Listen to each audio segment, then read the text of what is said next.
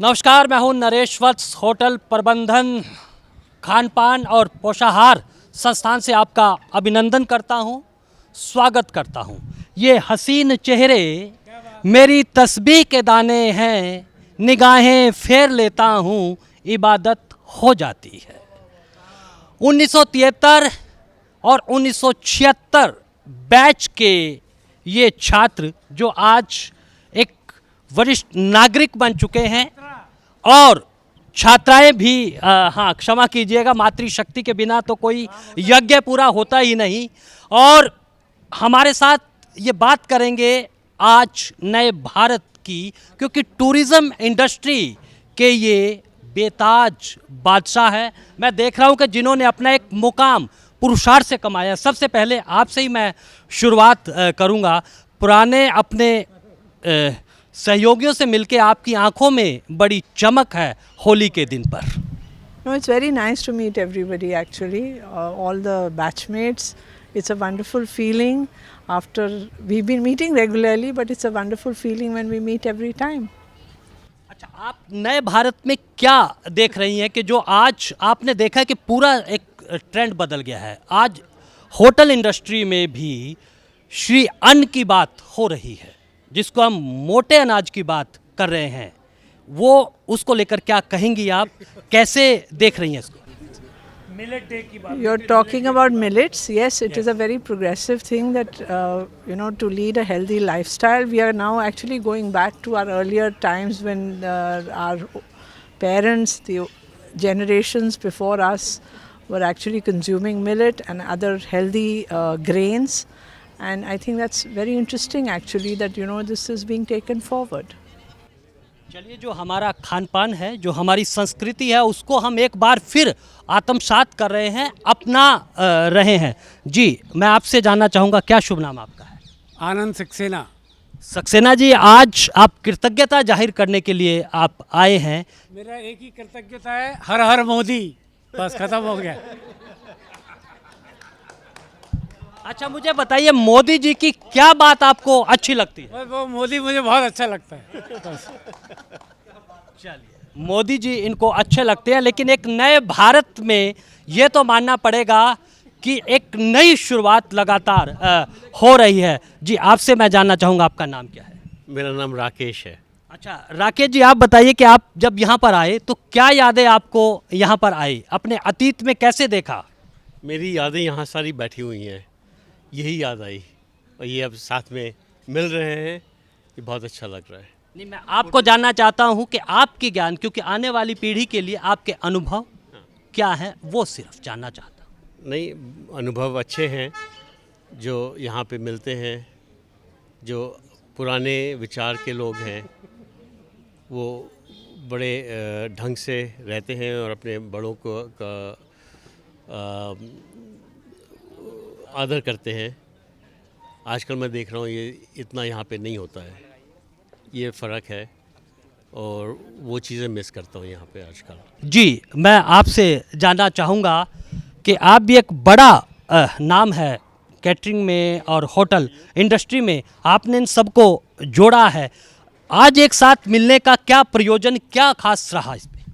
इसमें यही है कि इतना अपनापन लगा है, कभी ज़िंदगी में नहीं ऐसा महसूस हुआ। हमें 50 साल के बाद ऐसे मिल रहे हैं तो 50 साल ऐसा लग रहा है कि जैसे 2 साल बीते हों, और ऐसा अपनापन कभी महसूस ही नहीं हुआ। और हमारे सर, मेरे साथ प्रिंसिपल सर बैठे, इन्होंने ऐसा महसूस करवा दिया कि जैसे ये हमारा एक परिवार है जो हम बैठे हुए हैं, और हमारे को एक ही माला में परो दिया आज, और हम जग जग हो गए। हम आज जितना अच्छा लगा हमें, ऐसा मैं बयान ही नहीं कर सकता। Thank you. कहते भी हैं कि जिसकी मस्ती जिंदा है उसकी हस्ती जिंदा है। और प्रिंसिपल साहब आ गए हैं। प्रिंसिपल साहब, मैं आपसे ये जानना चाहता हूँ कि होटल इंडस्ट्री और एग्रीकल्चर दो ऐसे क्षेत्र हैं जो रोज़गार देने में सबसे अव्वल है। हमारी होटल इंडस्ट्री, अगर हम युवाओं को देखें, कहाँ देख रहे हैं आप उसको? मेरे ख्याल से आने वाले समय में बहुत सारी संभावनाएं युवाओं के लिए बन रही हैं इस इंडस्ट्री में।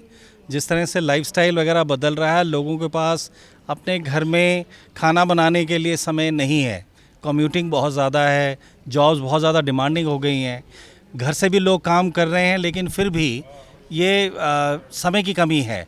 और दूसरी बात ये हो गया है कि जो होटल में रहना, हॉलिडे लेना एस्पिरेशनल हो गया है। मतलब कुछ आपके साथ गलत हो रहा है अगर आप हॉलिडे नहीं ले पा रहे हैं, तो एक ये एस्पिरेशनल बन गया। तो इसलिए और नए से नए होटल, नए से नए किस्म के होटल्स हैं। अभी होम स्टे की बात हो रही है, बेड एंड ब्रेकफास्ट की बात हो रही है। तो मेरे ख्याल है आने वाले समय में जिस तरह से इवन भारत सरकार की भी जो प्रोजेक्शंस हैं, ये साइज़ ऑफ द इंडस्ट्री अगर कोविड नहीं होता तो 2027 तक हमारी प्रोजेक्शन थी कि डबल होगा। मतलब जो 1 करोड़ मैक्सिमम फॉरेन टूरिस्ट आए थे वो 2.5 करोड़ होने थे, और जो 8 करोड़ के करीब डोमेस्टिक टूरिस्ट थे वो 15 करोड़ होने थे 2027 तक। तो 2 साल का अगर सेटबैक भी मान लें तो ये फिगर मेरे ख्याल है 2030 तक आनी ज़रूरी है, लाजमी है। और जिस तरह से हम अपने आसपास देख रहे हैं, अभी सुपर प्रॉफिट्स वगैरह होटल्स को बन रहे हैं, कभी इतनी ऑक्यूपेंसी उनकी नहीं हुई, वो रेट्स, एवरेज रेट्स कभी नहीं मिले।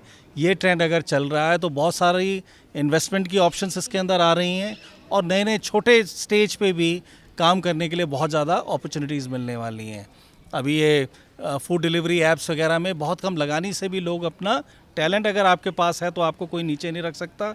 और जिस तरह से अभी एंजल इन्वेस्टर्स और स्टार्टअप्स के लिए इकोसिस्टम जो बना है, मेरे ख्याल है अगर आपके पास आइडिया है, आपके पास एक जज्बा है कामयाब होने का, तो बहुत सारी अपॉर्चुनिटीज़ हैं। जैसे अमेरिकन कहते हैं, you can't keep a good guy down. इस तरह की कहानी है कि अगर आपके पास वो है, हुनर है, तो आपको कामयाब होने से कोई रोक नहीं सकता। और यही एक जो सब ये जो बैठे हैं वही हुनर लेकर चले और उनको तराशने का काम ये संस्थान करता है, और जिसके जीते जागते उदाहरण। जी, मैं जानना चाहूँगा, आप बेंगलोर से आई हैं, सबसे पहले तो मैं आपके काम के बारे में जानना चाहूँगा। मैं हाउसवाइफ थी, हूँ, and I was just supporting my husband when he was working hard in his profession, and he was, वो शेफ़ थे, and he is that is it's long hours, difficult work, and it is not that is in his profession today there is a lot more respect than in 60s or 70s. So that is, अगर तुलना करते हैं तो engineers, doctors और chefs ज़्यादा लोग जानते नहीं थे उस टाइम पे. So these people, they have laid road for the future, and in the last couple of decades the profession has grown so much, and I would say they are the engines for the country, because बाकी सब professions करके लोग तो घर ही आते हैं या बाहर जाते हैं 4 पल हैप्पी रेजुवनेट होने के लिए, तो वो पल इन लोग take care करते हैं, that they are rejuvenated, they get good food, and then they can run their business in other professions. So this is a profession which requires a lot more respect and value in the society.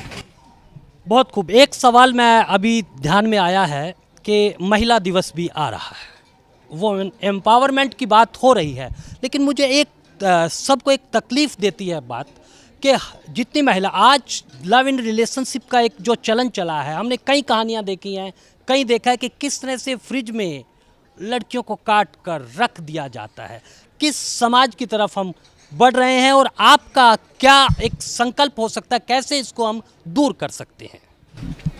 Number 1 तो मैं बोलती हूँ, अगर कोई ऐसी चीज़ होती ना, उसको मीडिया में मत दिखाइए। एक बार जो होता है मीडिया में दिखाते हैं, उसके फॉलोइंग हम देखते हैं कि और कोई इंसिडेंट्स बाहर आते हैं, पता नहीं उनको देख के ये इंस्पायर्ड होते हैं कि क्यों, that is it's very difficult for us to see what is happening, and that is, agar family ties strong hote hain, and if the girls remain connected with their families, and that is trust जो होता है between the family, if वो बरकरार रखेंगे हम, तो ये शायद यहाँ तक नहीं पहुँचते हैं। मीडिया के लिए भी एक सीख है कि कम से कम ऐसी खबरों को सनसनीखेज ना बनाया जाए और ना उसको दिखाया जाए। आपसे मैं जानना चाहूँगा, क्या नाम आपका? बीके सक्सेना। सक्सेना साहब, आप तो स्विट्ज़रलैंड से आए हैं, और मुझे स्विट्ज़रलैंड को जब हम देखते हैं तो एक बहुत ही ऐसी सुंदरता, प्रकृति की सुंदरता कहिए, और वहाँ की सोच को सब में एक ललक होती है कि अगर आप स्विट्जरलैंड नहीं गए तो कहीं गए नहीं। अगर हम टूरिज्म इंडस्ट्री की बात करें, कैसे देखते हैं आप भारत की संस्कृति और उसको, दोनों को कैसे देखते हैं आप? मैं सिर्फ इतना ही कहूँगा, आज होली का दिन है और होली के दिन 50 साल के हमारे बिखरे हुए जो मोती थे वो आज भी एक माला की तरह जुड़े हुए हैं।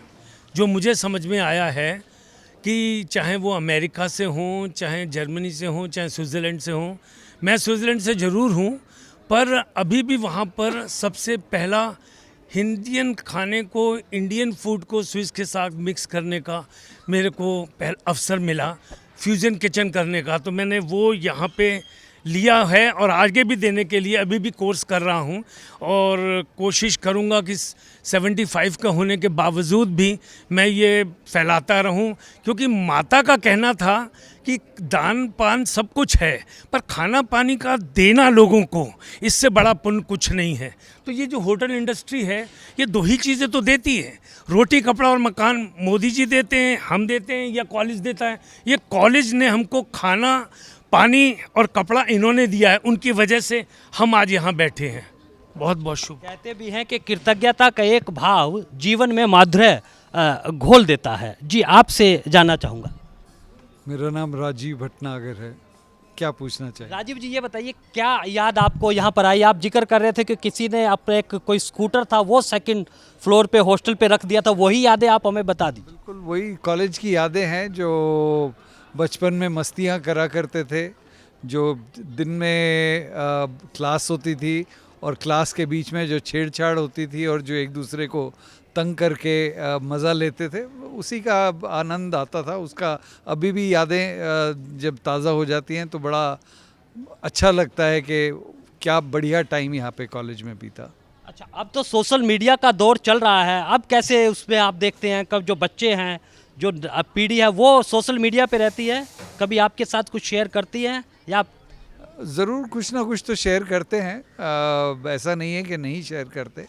तो अच्छा लगता है, आज की दौर में कुछ तौर तरीके बदल गए हैं, बस यही फ़र्क है। बाकी मस्ती अभी भी करते हैं, मस्ती पहले भी करते थे। तरीके बदले हैं लेकिन मस्ती तो अभी जिंदा है। जी बताइए, क्या नाम है आपका? मेरा नाम है प्रदीप देव। प्रदीप जी, क्या करते हैं आप? मैं भी यही होटल इंडस्ट्री का यही काम करता हूँ जो ये सब लोग करते हैं।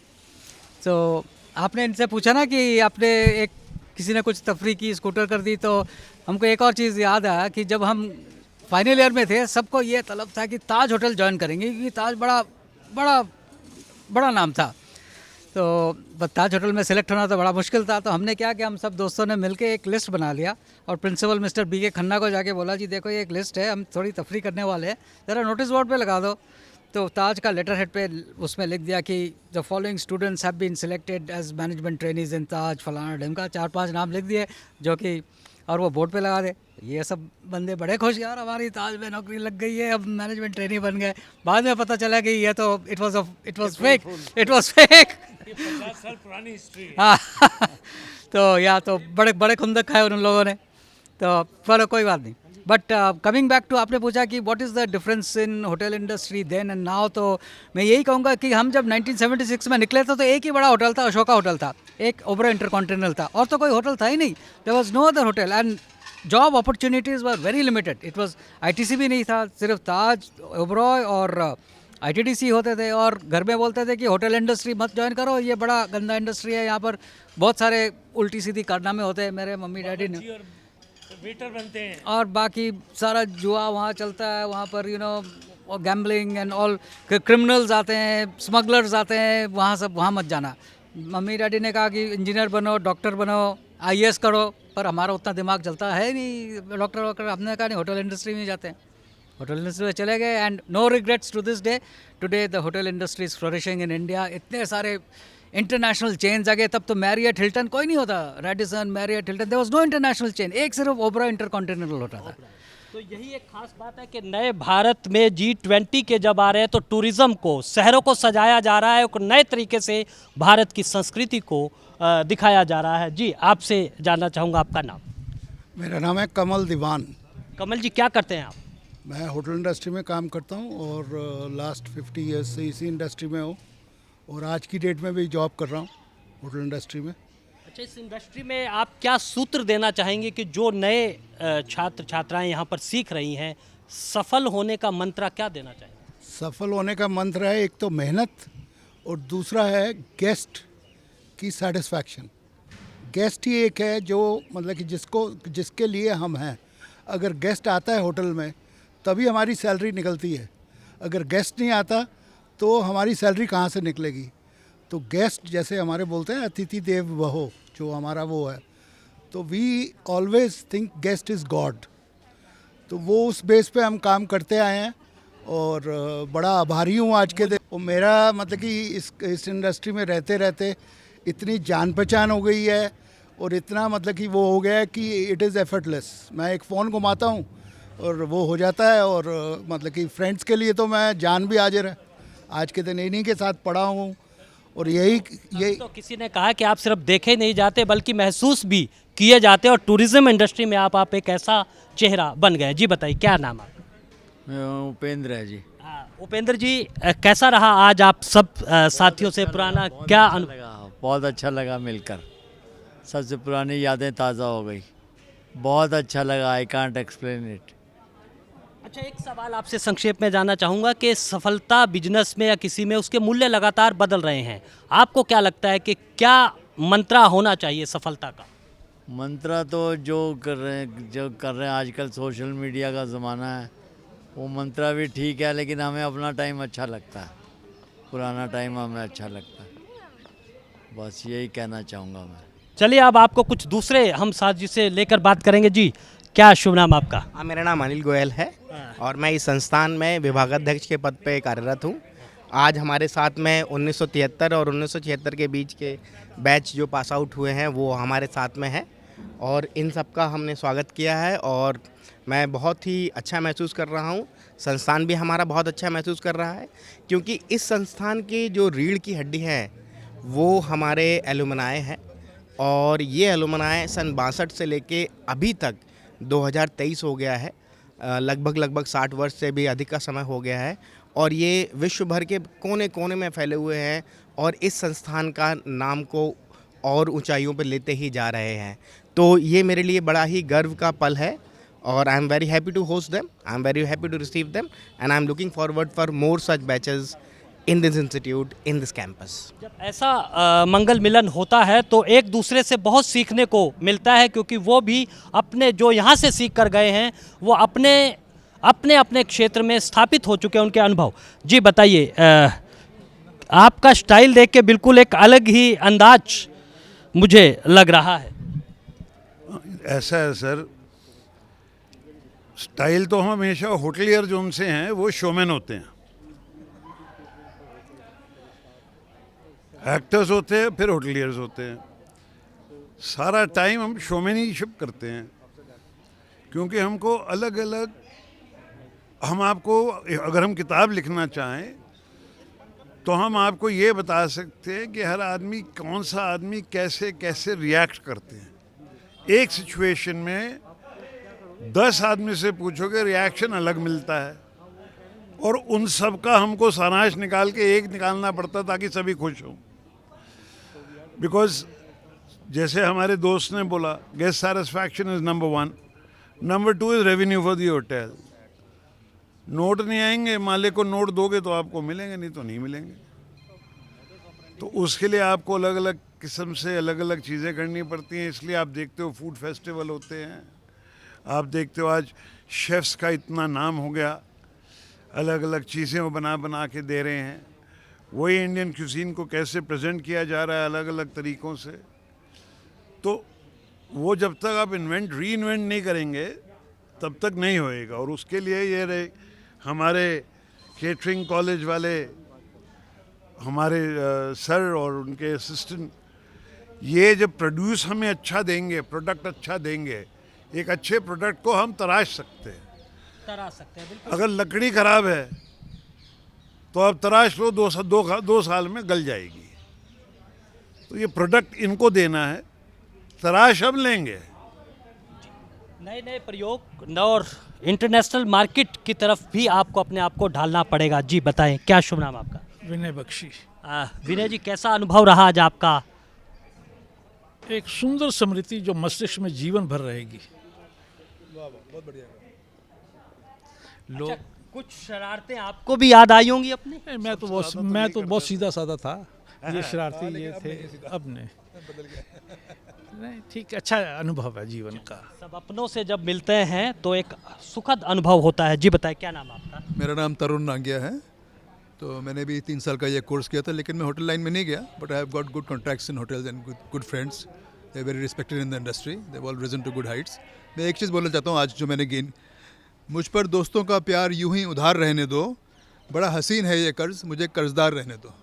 क्या बात, क्या बात। Thank you. मुझे कर्जदार रहने दो, और यही शायद एक अनुभूति लेकर अपने गुरुओं को और अपने संस्थान को एक कृतज्ञता देने के लिए यहाँ पर सब इकट्ठा हुए हैं। और आप बने रहें ब्रॉडकास्ट मंत्रा के साथ, क्योंकि सफल कहानियों से आपको रूबरू मैं कराता रहूँगा, और आप मेरे चैनल को सब्सक्राइब करना ना भूलिएगा।